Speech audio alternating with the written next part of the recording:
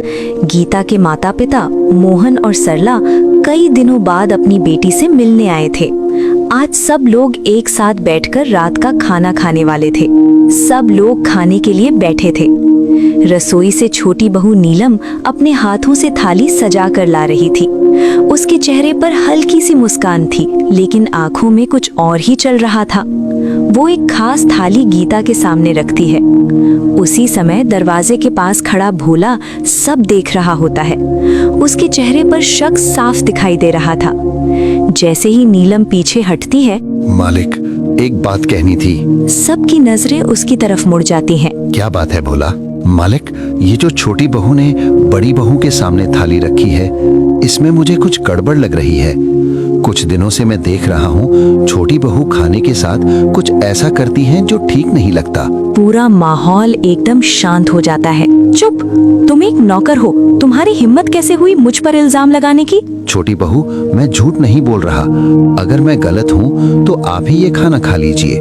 मैं बड़ी बहू के लिए दूसरी थाली ले आता हूँ। नीलम एक पल के लिए घबरा जाती है। हाँ नीलम, अगर कुछ गलत नहीं है तो तुम खा लो। कम से कम सबको तसल्ली हो जाएगी।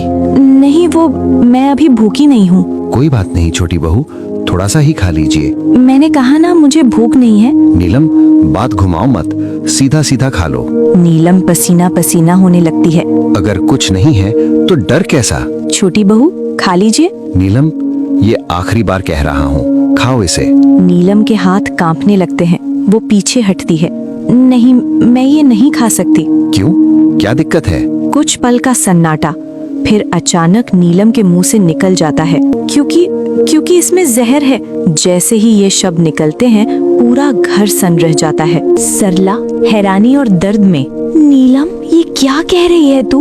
मोहन टूटे हुए स्वर में, तू इतनी गिर सकती है अपनी ही बहन के साथ? रमेश गुस्से और सदमे में, नीलम, तुमने ये क्या किया? गीता के साथ ऐसा क्यों? गीता चुपचाप खड़ी रहती है। उसकी आंखों में आंसू होते हैं, लेकिन वो कुछ नहीं कहती। नीलम रोते हुए, लेकिन सच्चाई सामने आ चुकी होती है। मैं बस उसकी खुशियां बर्दाश्त नहीं कर पा रही थी। सब कुछ उसी को क्यों मिलता था? मैं हार गई थी, इसलिए। बस बहुत हो गया।